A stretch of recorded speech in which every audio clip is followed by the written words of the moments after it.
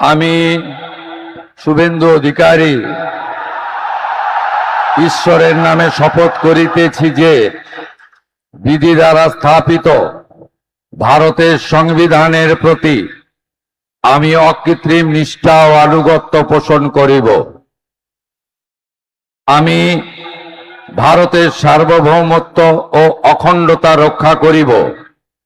পশ্চিমবঙ্গ রাজ্যের মুখ্যমন্ত্রী রূপে আমার কর্তব্যসমূহ নিষ্ঠাপূর্বক এবং বিবেকসম্মতভাবে নির্বাহ করিব এবং ভয় বা পক্ষপাত, প্রীতি বা বিদ্বেষ রহিত হইয়া সকল শ্রেণীর জনগণের প্রতি সংবিধান ও বিধি অনুসারে ন্যায় আচরণ করিব।